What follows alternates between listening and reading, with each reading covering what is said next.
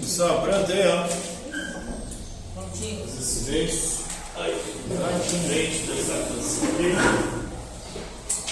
Hoje nós vamos falar de diversidade religiosa, mais especificamente da religião do budismo. Já ouviu falar do budismo?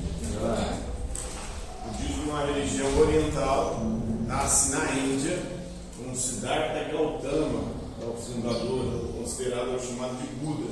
Buda significa o iluminado, por isso o nome da religião ser budista, é o budismo.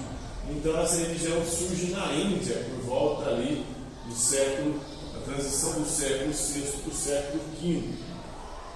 E a partir daí essa religião vai se espalhando por todo o Oriente. Essa história, a história dessa religião que a gente vai conhecer hoje.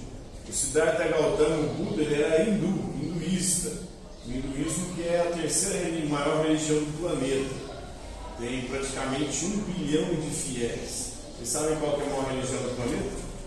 É o cristianismo. O cristianismo com mais de 2 bilhões de fiéis. A segunda maior.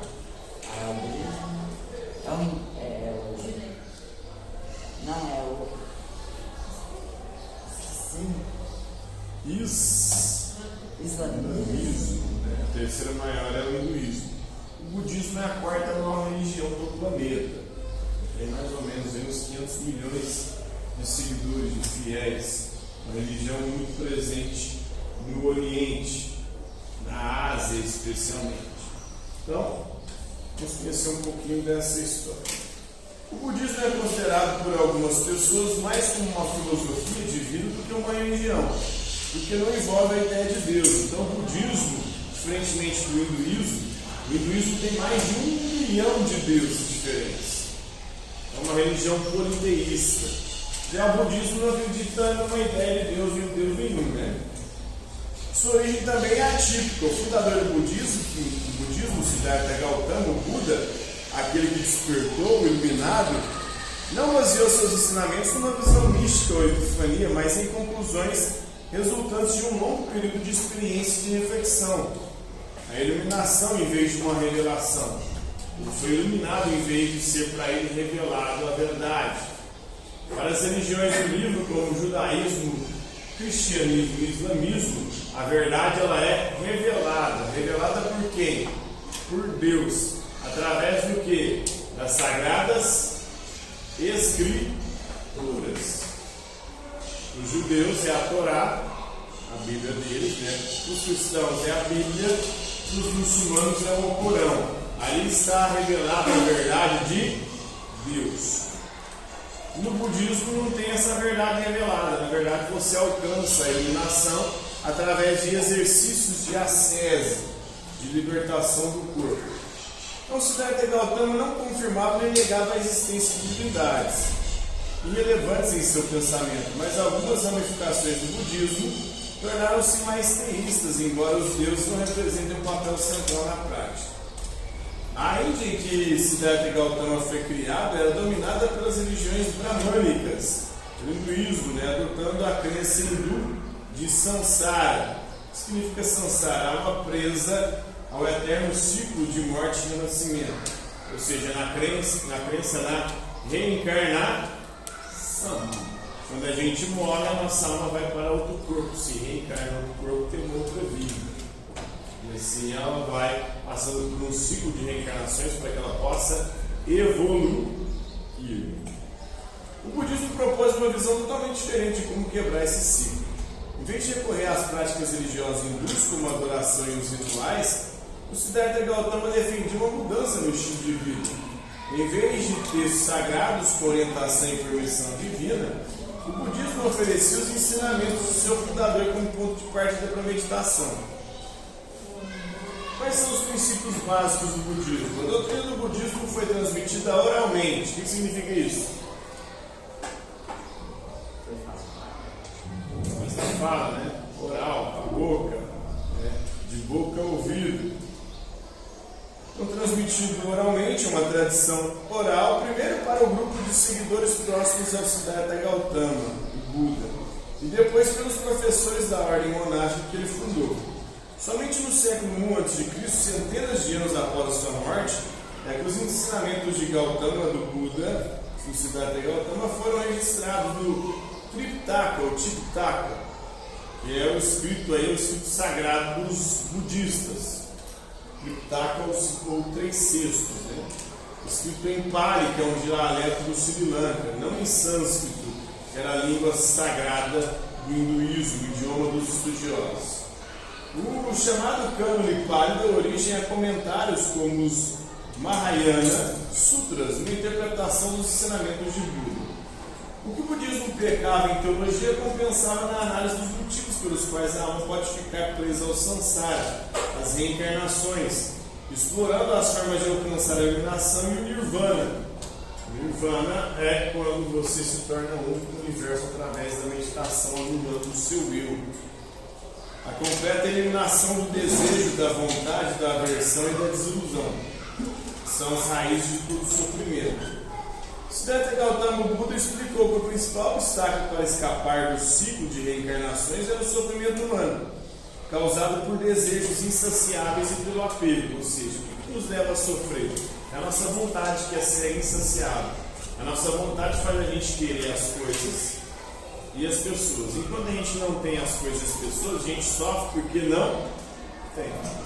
Depois que você tem as coisas e as pessoas que você queria ter, você sofre também. Sofre de tédio, porque não quer mais aquilo que você já tem. Você passa a desejar aquilo que não tem. Quando você conquista a pessoa, a coisa que você queria, você com o tempo enjoa daquilo que passa a desejar sempre o que não tem, porque a nossa vontade é insaciável. E por isso, enquanto nós estivermos submetidos à nossa vontade, a gente vai sofrer.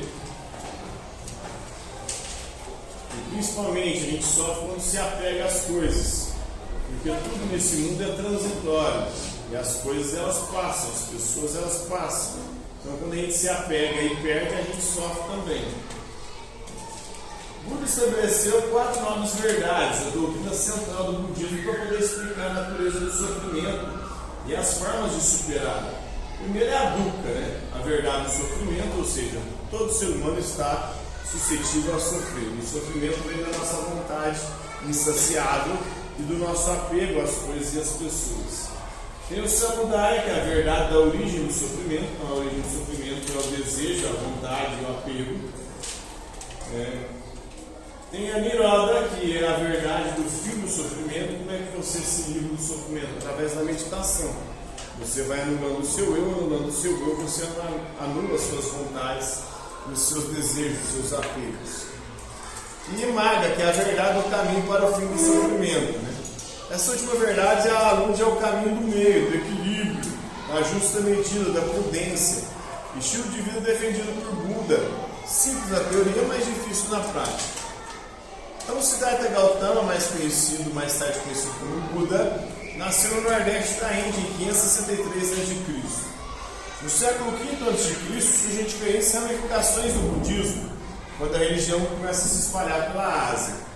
No século V a.C. acontece o primeiro conselho budista, logo após a morte do Buda. Então, os seguidores de Buda se reúnem. Depois do século IV a.C. acontece o segundo conselho budista, resultando na primeira dissidência do budismo. Aí o budismo começa a se dividir, igual ao cristianismo. O cristianismo é hoje a maior religião do planeta, mas ela é dividida em mais de 100 mil denominações diferentes. Então, cada esquina nós temos uma igreja cristã diferente. Católico, protestantes, evangélicas, são muitas, né? São mais de 100 mil denominações diferentes hoje no mundo. No século III a.C., Asoka, imperador da Índia, converte-se ao budismo e convoca o terceiro conselho budista. No século III a.C., o budismo chega ao Sri Lanka, a Birmania e provavelmente a Ásia Central. No século I a.C., o Cânone Pali, que é um compilado dos ensinamentos de Buda, é escrito no Sri Lanka, constituindo a base do budismo Theravada. E aí o budismo passa a ter uma espécie de livro sagrado. No século I a.C., o budismo Mahayana surge na Índia com ênfase no ideal do Bodhisattva. Dos séculos I a V depois de Cristo, os Mahayana Sutras são compostos. No século III depois de Cristo, o budismo começa a se desenvolver na China. Nos séculos IV e V depois de Cristo, o Vajrayana, ou Vajrayana, ou o budismo tântrico, desenvolve-se na Índia a partir da tradição Theravada. No século VII depois de Cristo, o budismo Mahayana é adotado no Tibete, com ênfase na imagística e em rituais. Imagística aqui na imagem do Buda. Você já viu a imagem do Buda já? Muito um gordinho sentado, posição de meditação, né? E os rituais. Nos séculos XI e XIII depois de Cristo, o budismo Theravada espalha-se pelo Sri Lanka para a Birmânia, do Sri Lanka para a Birmânia, Tailândia, Laos, Camboja. No século XII depois de Cristo, o declínio do budismo é acelerado com a invasão do subcontinente indiano pelos muçulmanos. Então, à medida que os muçulmanos vão avançando sobre a Ásia, o budismo vai declinando, vai perdendo força. Entre os séculos XII e XIII surge o Zen budismo no Japão, da tradição chinesa de meditação budista. E no século XIX, filósofos ocidentais como Schopenhauer começam a demonstrar interesse pelas religiões indianas. Inclusive, a filosofia do Schopenhauer é muito influenciada pelo budismo, na sua visão do sofrimento humano e da questão da vontade. Quando se nasceu a diversificação, o budismo espalha-se rapidamente do norte da Índia na direção sul, por todo o subcontinente, e na direção norte até a China. Diferentes tradições do budismo começam a surgir. As duas principais ramificações do budismo, o Theravada e o Mahayana, existem até hoje, seguindo modelos regionais.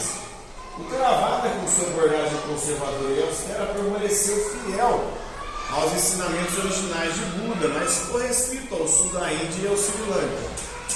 O Theravada foi revitalizado no século XII, chegando à Birmânia, à Tailândia, ao Laos, ao Camboja. O budismo Mahayana teve um grupo de seguidores mais abertamente religiosos, com templos e rituais, além de um rico simbolismo e imagens de Buda. Assim como o Theravada, o Mahayana também perdeu força na Índia, mas foi entusiasticamente adotado no Tibete, na China, no Vietnã, na Coreia, no Japão. O elemento fundamental do Mahayana é o conceito de líderes religiosos, conhecidos como Bodhisattvas, seres que alcançaram a iluminação, mas permanecem na Terra para indicar o caminho aos outros. Mais tarde ocorreram algumas divisões dentro dessas duas grandes tradições, dando origem a ramificações contrastantes, como o Zen budismo, que preconiza a prática de silenciar a mente para alcançar a iluminação espontânea. Como é que você alcança a iluminação? Através do silenciamento da mente, dos desejos, sem a necessidade de rituais, de escrituras ou de raciocínio.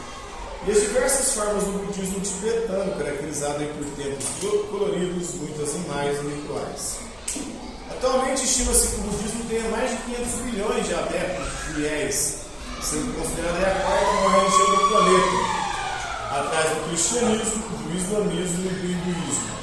No entanto, apesar do crescente interesse ocidental pelo budismo como religião e como filosofia de vida, a doutrina budista está em declínio desde a segunda metade do século XX, tendo perdido a posição de maior religião individual do mundo no início da década de 1950. A essência é um pouco sobre o budismo e a sua história.